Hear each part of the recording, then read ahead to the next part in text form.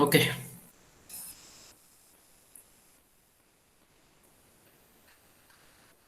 Now let's start continuous discussion on that previous year question paper 2015.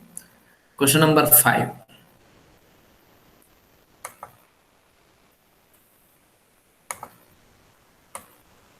As I told in the morning, the fourth hour and afternoon fifth hour, I'm going to engage again continuous discussion on the solution of previous year question papers. It helps you to write better if you have a pen and paper. Better you keep with you. Note a few points on that. Probably it might, and also you might observe that from question paper to question paper, several questions are repeated. Okay, this time it may come or it may not come. It depends on the question paper setter out to the university. Okay, this question paper discussion helps those who are absent for the classes. Also, it helps for them to what to write, what is the quantity of the answer to write for to obtain the good marks, etc. and so on. This discussion helps for that. Okay, now the question number 5, same 2015 question paper. Uh, Question number 5 is explain linear layout and absolute layout. Explain linear layout and absolute layout. Definition wise, you can write. Also, you can write the diagram about the linear layout and absolute layout. So if you have a pen and pencil, you just paper, you just note down few point on that linear layout and absolute layout. So I will refer in addition to my PPT and the textbook reference which it was given in the classroom, online class sessions. In addition to that, you can refer the tutorials point for this. It is very clearly explained about all the layouts, all the Android layouts in that tutorials point. So now we'll go with that linear layout and absolute layout.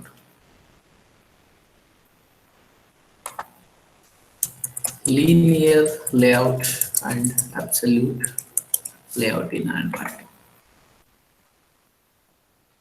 With the pictorial representation, they have explained very clearly in the tutorials point.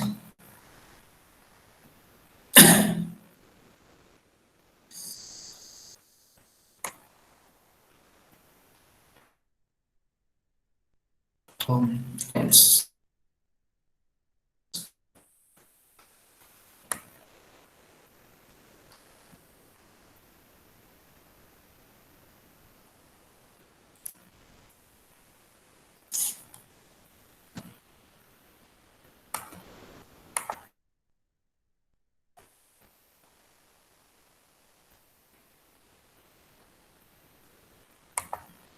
So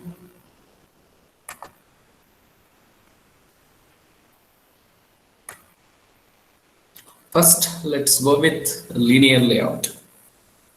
So what is the linear layout?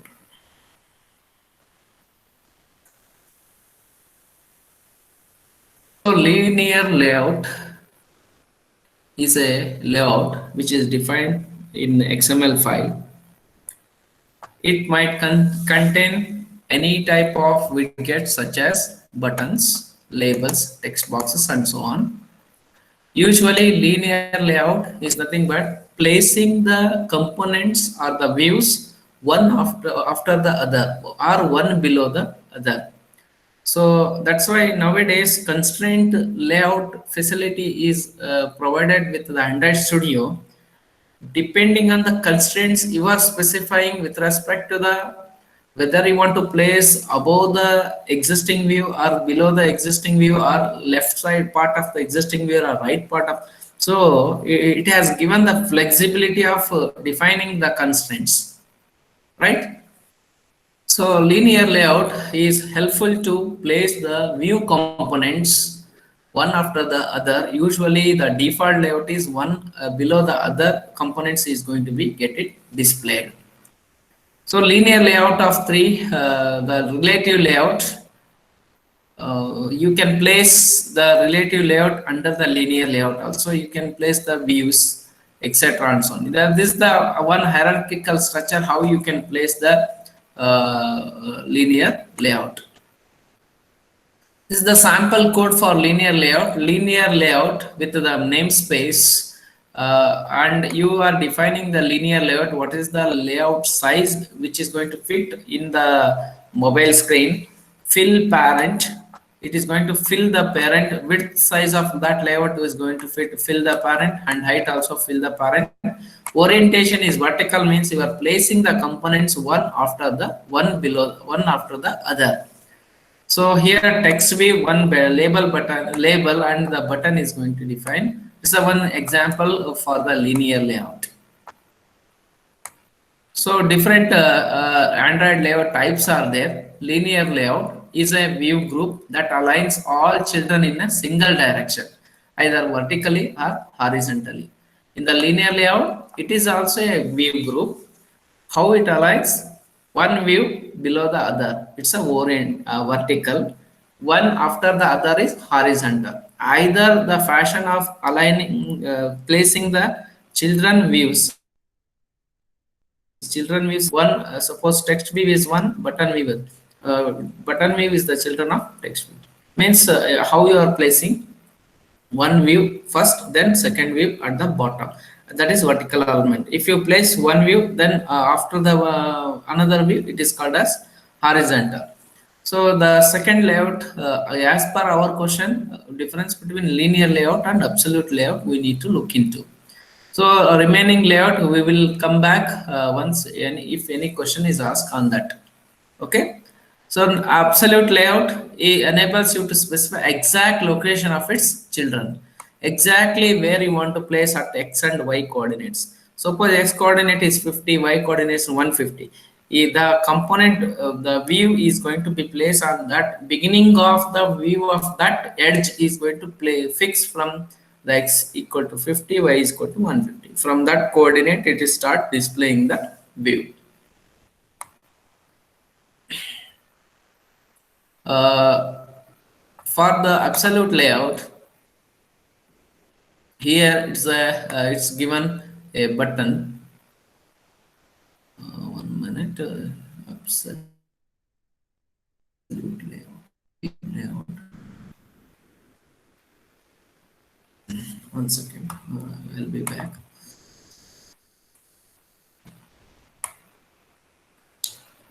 Absolute layout. So absolute layout, let's just specify exact location x and y coordinates. Screen changes. Suppose if you are using the 3 by 5 inch device display,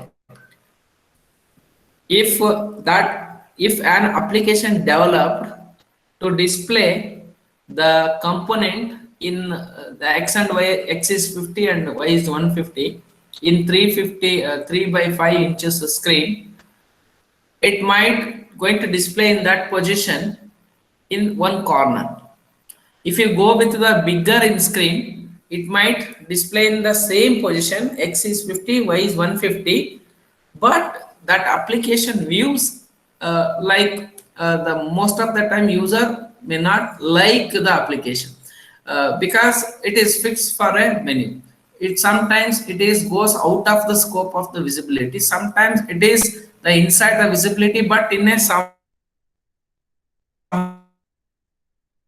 somewhere application usually is used for static kind of the application. That absolute layout might which will not going to fit for dynamic dynamic insertion. That's why try to avoid the use of absolute layout, that is fixed content in dynamic applications. So absolute layouts are less flexible, as it is less flexible because when device screen changes, automatically it is not going to adjust according to the device screen, only it is going to fix in a particular position and harder to maintain than other types of layout while absolute position. So it is given here, one text box is placed at the position of this, another text box, another text box. This is an example for the absolute layout. Okay. So snippet code for absolute layout is absolute layout with namespace, fill parent, followed by two buttons. And so whenever you are defining the property for the button, you are exclusively specifying in which place you are going to fix the button on the absolute layout. Getting? This is about absolute, the difference between linear layout and the absolute layout. Then list the steps involved for managing changes to screen orientation. List the steps involved for managing changes to screen orientation. Better we refer the screen orientation to our PPT. That's a module 2.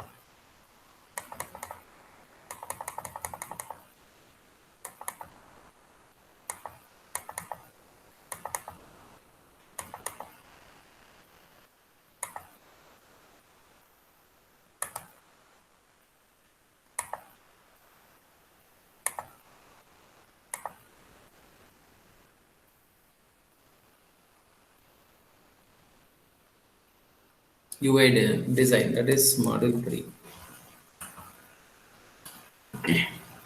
So steps involved in the screen orientation.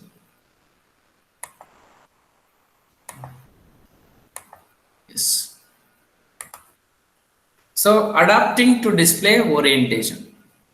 So steps involved in screen. For that question, you might write the introduction, then you can write the orientation types. So one of the key features of modern smartphone is ability to switch screen orientation. So means device when you once the hardware device rotates, the flexibility it is given in the software depend you with the help of accelerometer, depending on the sensor detection of angular movement, automatically screen is also going to be switched and the whole screen is going to redrawn according to the screen size. The component is going to fit according to the screen size of the mobile phone, right? By default, when you change the display orientation of your Android device, the current activity that is displayed automatically redraws its content in the view orientation. So if it is a landscape orientation, enlargement happens for the views. If it is a portrait or vertical orientation, so it compress and display the components according to the screen size. So step is on create method of activity is fired whenever there is a change in the display orientation, because every time it recreates the activity when you change the orientation. So why it is recreating? Because in landscape mode, lots of space. Suppose an application at the left part, one corner there is a button. When you rotate that, same left corner button should exist, but at the right part of the screen, whole screen displays empty space. Rather than that, try to stretch the button for the to fit for the empty screen. So again, it depends on how we were defining the view components in the code.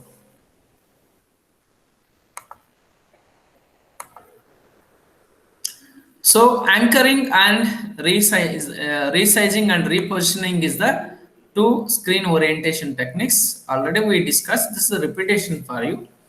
So anchoring is easiest way is to anchor your views to the four edges of the screen. Automatically, if you are maintaining the labels or the views at the edges in between, so when the screen orientation changes, the views can anchor neatly to the edges. For example, one example is given here, just anchoring view. For the anchoring view, top left, top right, middle, bottom left, bottom right, it is in portrait mode. When you apply the orientation to the horizontal, that is going to be fit like in a horizontal fashion. Whole is going to be adjusted, and also you can observe the middle component. Middle component is going to stretch to end of that orientation. This is the anchoring means it all the views is going to be moves to the edge of the screen. So resizing and repositioning, whenever anchoring and centralizing are simple techniques to ensure that views can handle changes in screen orientation. The ultimate technique is resizing each and every view according to the current screen orientation. So some of the properties, attributes for the button views which we defined in this example to align them according to the anchoring type.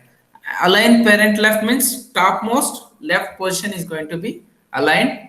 Left position of the center alignment. Align parent right portion of the central alignment.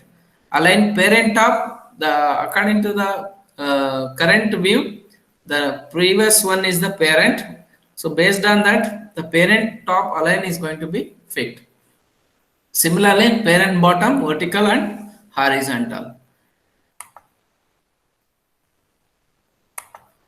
Okay. That's about the steps involved for managing changes to screen orientation, anchoring and resizing and repositioning. Okay, clear? Then question number 6. What is spinner view? Explain. Spinner view is nothing but a drop down list of items. It is also a kind of the list, but at a time the visibility of this list is single item. So spinner view, better we will refer the tutorials a spinner view. You just go with the views.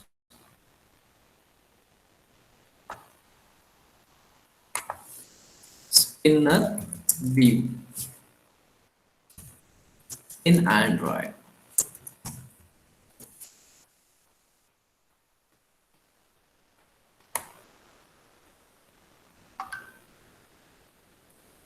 Activities,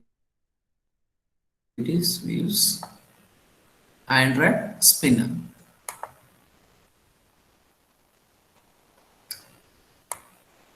See, observe here. At a time, one component is visible to the user, one view. If you click on the drop down option, list of available, means it is kind of a list, but the visibility is at a time one item will be visible. So drop down menu. From the drop down menu, spinner allow you to select an item from a drop down menu. For example, when you are using a Gmail application, you would get drop down menu. as shown below. You need to select an item from a drop down. It is a type of the list, but visibility appears to be one item at a time.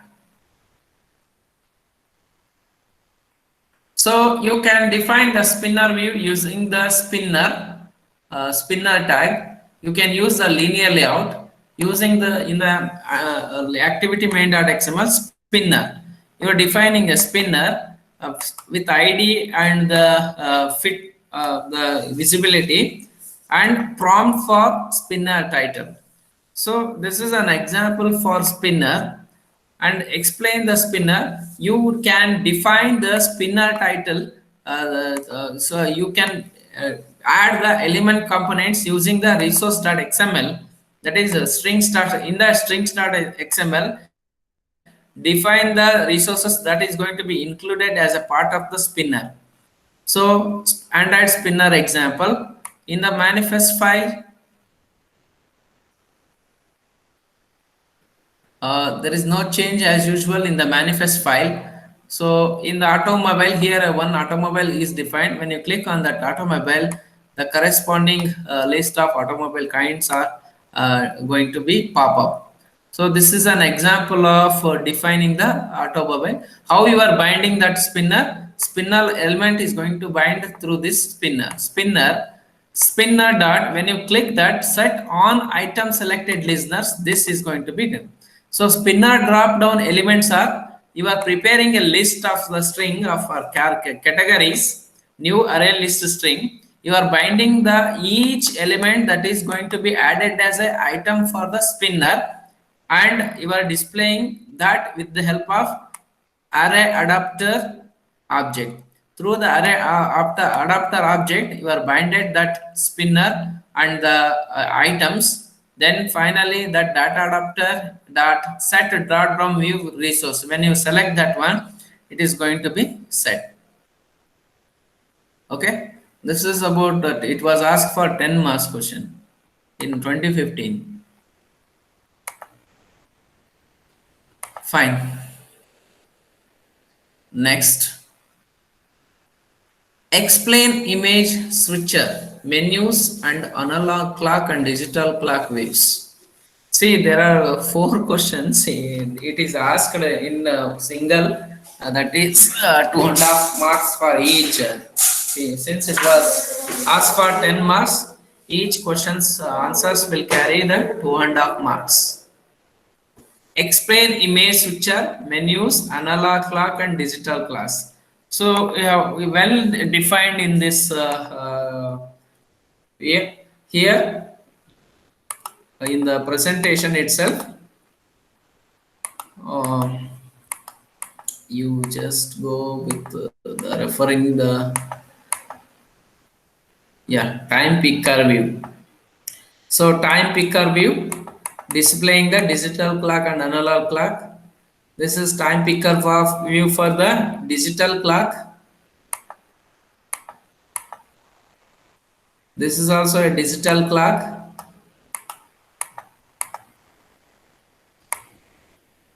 This is calendar view.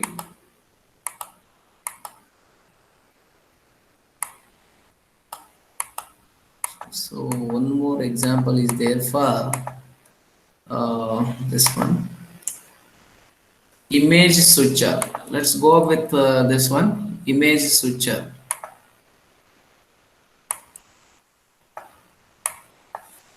Image switcher.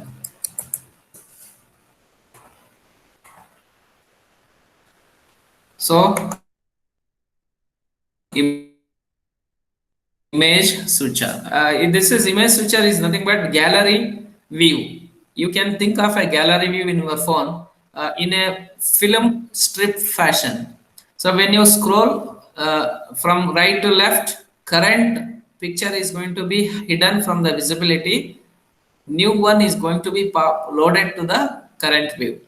That is called as image switcher. Sometimes you don't want an image to appear abruptly on the screen. Rather, you want to apply some kind of animation to the image. When it transition from one image to another, this is supported by Android in form of image switcher. Image switcher works like this. It is displayed one example here. This see here. When you click the left navigation, one image appears. New image appears from right to left. The current image is going to be disappeared from the visibility. When you click on the right navigation, current view is going to disappear first, then new image comes from the left side to right. So this image navigation is to maintain the image navigation, abrupt entry of the images. Rather than that, you are using the image switcher. An image switcher allow you to add some transition on the images through the way they appear on the screen. So you can define the image switcher in the XML. Android image switcher, the horizontal is true, vertical also true. It will allow to move the images from top to bottom and vice versa, and left to right and vice versa, right? Then define the, it's a called as snippet code. Define the image switcher object. You are binding this image switcher object in Java code through this ID. The ID is here image switcher 1. That ID is your binding to the image switcher object. Then after that, you need to have some bulk of photo frames. So you need to set the adapter for the image group of images are needs to be bounded for the image switcher. So for that, set image resource. Which resource you are using? Some resource image drawable .ic launcher. It is an icon which comes along with the default Android Studio. It is present under a drawable. This is an image JPEG image. This one. So set image resource image default resource image you are setting as a IC launcher, and set factory. This view factory which will have a view make view. Each image is going to be get viewed on that view place. Then with the help of animation how it is going to be loaded is slide in left. When you move the cursor left, it swipe left, current image is going to be disappear up the left. From the right to left, current visibility is going to be displayed as a new image. To set all those things in and out, you need to set the image switcher. Set in animation is in, set out animation is out. This is the snippet code for the image switcher. And the second one is menus. To create the menus, to create image switchers is over. Then menus. So let's search here menus in Android.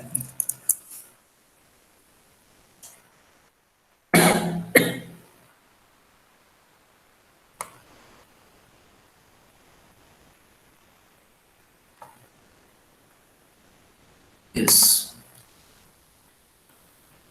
Android pop-up menu example. So for example here, see when you click on download, which Android Java almost menus are similar to the spinners, but spinners only you can select the static information from the spinners, whereas from the menus you can connect the different activities or the modules from the menus. So menus is similar to here. It look like say category. When you click on this category, when you click drop down menus are appear. All the drop down menus, when you click on particular that option, that is going to be handle the events. So usually menus which will includes the events handling also.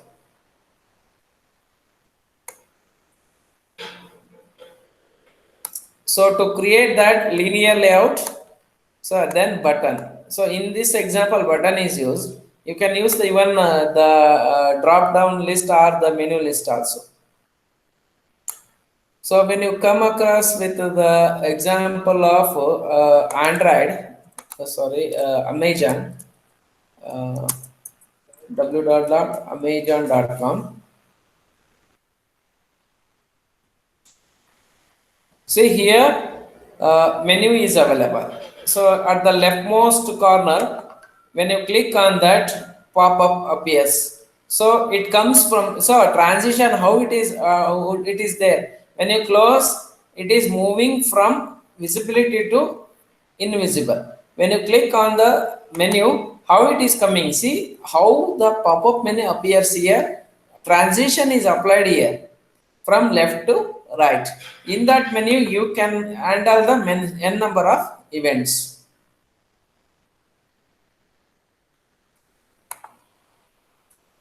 For the menu, it's a simple example code.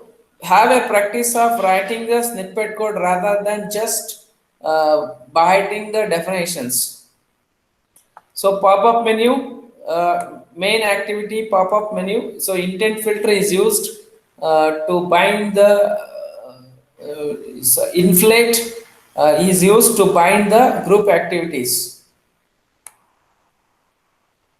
Okay. This is the resource file. You are binding this resource file as a menu example. See, tutorials point is one tutorial website. It helps us as a beginner. It helps us to give the snippet code to bind to make the use of them in our developing applications. Then next goes to the analog clock and digital clock waves. Analog clock and digital clock views in Android.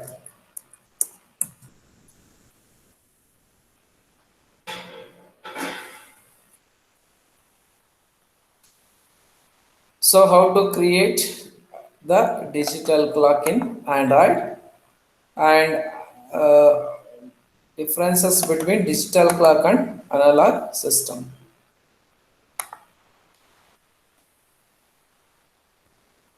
Digital clock with Textview in Android. See how you observe, this is the digital clock, it is displaying onto a screen. So even click here to download the project code. Project code is available from the tutorials point. You can use this code for to embed in your application. Here thread concept is used here because it uses the system time to display the digital clock. You need to extract the time, hour, minute, seconds, milliseconds. So what you want to display onto the screen, you are extracting a minute and hour. So based on that, you need to exclusively extract the such information through this code. Here simple date format date today equal to new date. It is you are fetching the current date of the system with the help of the date, but this is in the form of SS, and pp Pascal seconds. So you are fetching the date information through simple date format. Format are equal to HH and MM. You are retrieving that format HH and MM from the date. So set text view format today. Using formatter dot format, you are fetching the hour and minute information from that. Blink is enabled. It means whatever you are setting that is appearing as blink. Why blink is mentioned here is every time the time is every 60 seconds minute is going to be updated, and to highlight that blink is used here. So blink represents what? It is an user defined method to update the time information onto the screen. This is about the digital clock. When you go with analog clock, it's not this one. Analog clock in Android.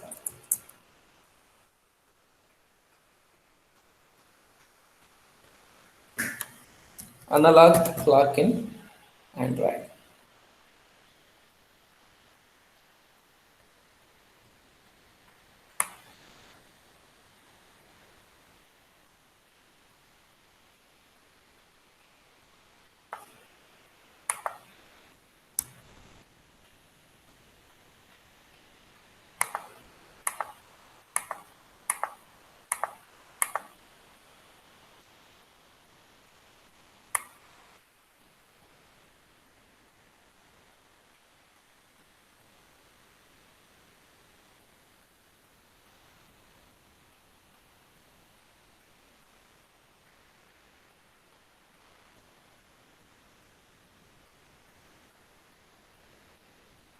Gets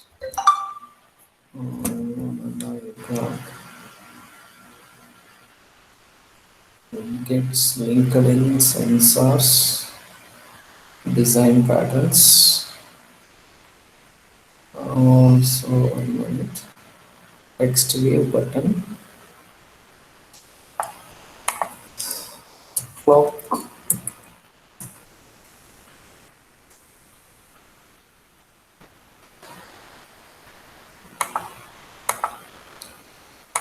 Android. New clock.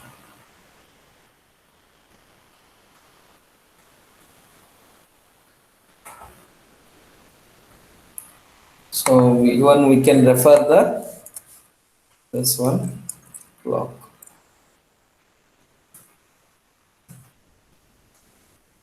Analog and digital clock waves. So analog is as usual. It is similar to the our wall clocks. Digital is it is similar to our digital display onto the computer monitor or the mobile phone. This is the analog clock display.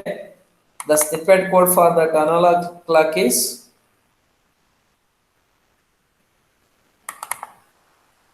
this is the snippet code for analog clock. Analog clock. So how you are going to fit in that? So analog clock and digital clock. Exclusively you can specify analog clock and digital clock. It is going to display the content of the to the screen. Okay, is it clear? Say this question is it has a four different components in a single. It was asked for 10 marks. Then question number 7. Question number 7. Explain few Apple devices like iPhone, iPod Touch, and iPad. Draw a neat diagram of storyboards where you will have a better conceptual overview of all the views and connections between them in an application. So this is one of the important and interesting question. Again, it is a little lengthier question. First, you require to explain what is iPhone, what is iPod Touch, and what. Why iPhone, iPod Touch, and iPad? The purpose of iPhone is phone, iPod Touch is for what, iPad is what. So let's look into the difference between iPhone, iPod Touch, and iPad. Difference between iPhone, iPod Touch, and iPad.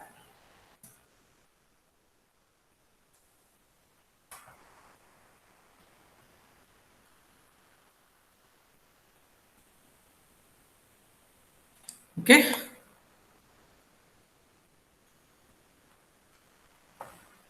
So when you go with that, what is the confusion usually arises when one wants to know what is the difference is when it comes to the iPod versus iPad. Which is a tablet? Which one is tablet? An iPad is a tablet, while an iPod is an Apple's special music player, MP3 player. iPod is MP3 player kind of the device. iPad is the tablet. iPhone is as usual mobile device. Okay, right? Make a note on this. iPod is a music player given by the Apples. iPad is it is a kind of a tablet phone, and a tablet phone usually it has an internet connection. It has an internet, but does not have a calling facility. But nowadays tablets which comes with calling facility also, right? So in the iPad case, it is a tablet with internet connection, no calling facility. But might be it is included in a latest version. So iPod is Apple's music player. iPhone is the phone device, mobile phone device. Okay. Then draw a neat diagram of storyboards. Where? Very important question this one. Draw a neat diagram of storyboards where you will have a better conceptual overview of all the views and connections between them in an application. See,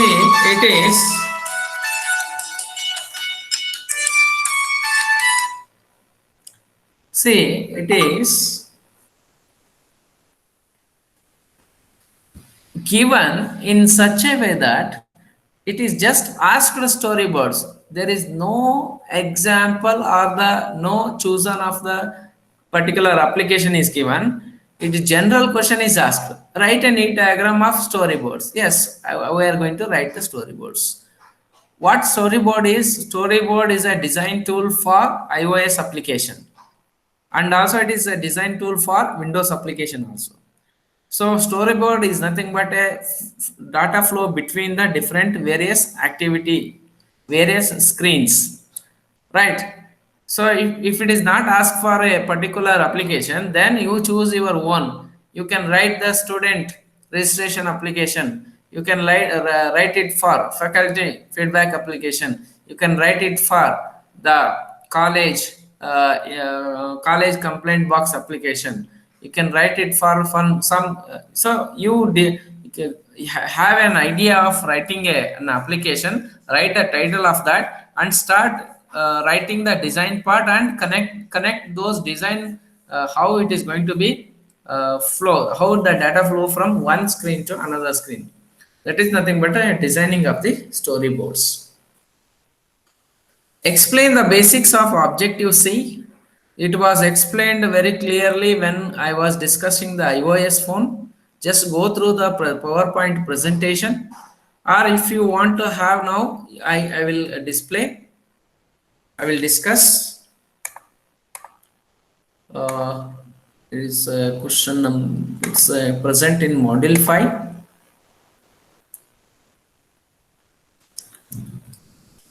Basics of Objective C.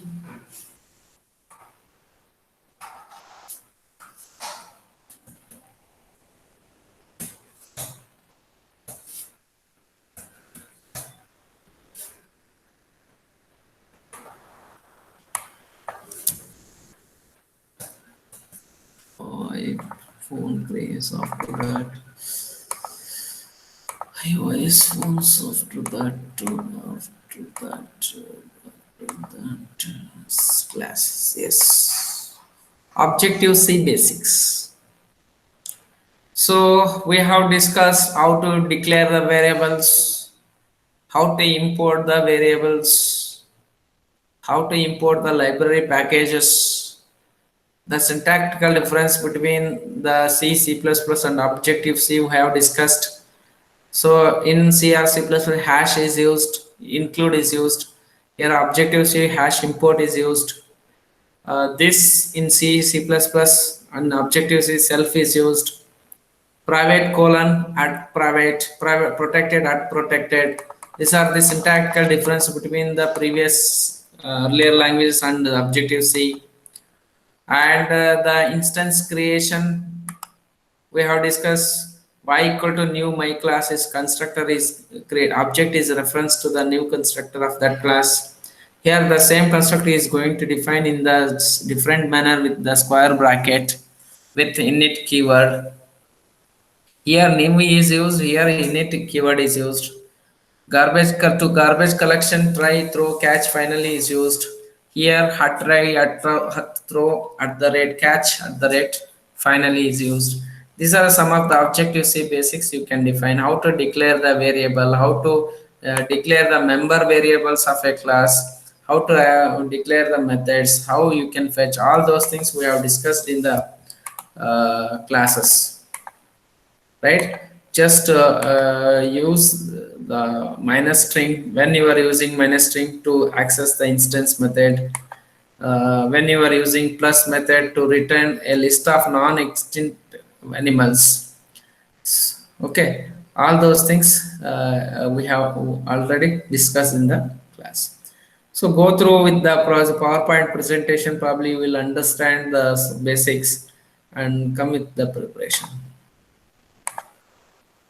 This is about the some basics of Objective C content concepts.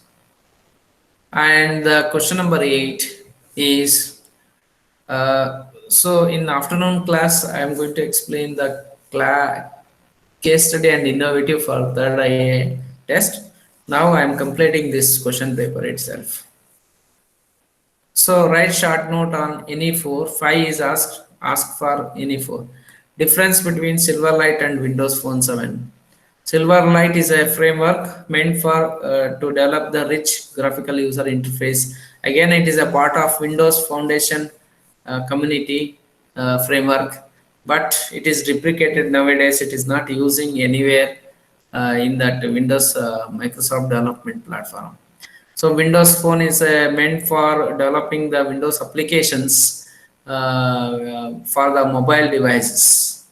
So you can write the difference for that Silverlight, and the Silverlight can be used to add the rich graphical user interfaces for the mobile devices which uses the Windows Phone operating system. So Silverlight is a framework, is a part of Windows Phone also. It's a third party service. It is going to be imported when developing rich user interfaces along with the Windows Phone 7 SDK. Difference between marketing and advertisement. It's a general question again. Marketing and advertisement. So marketing is nothing but targeting a specific community of users and selling the products. Whereas advertising is a part of marketing strategy. It advertises the product and services from the company given to the end users. It is not targeting to any of the person or the community. It is just an advertisement, like a broadcasting the messages to all. The someone who has interested in that product is going to be buying. That's the difference between marketing and advertising. There are several definitions are there. Just explore in the Google search. QR codes and Microsoft tags. QR code are quick response codes. It is like instead of providing the clear information about a product, so just having the quick response codes, you can read the code. Through that, you are going to fetch the product information. So similar to the Microsoft tag. So mobile web applications with HTML5 provide the features of HTML5. HTML5 which will provide the animated kind of information, and also it is a inherent of the HTML tags. Exists and also an extension of HTML.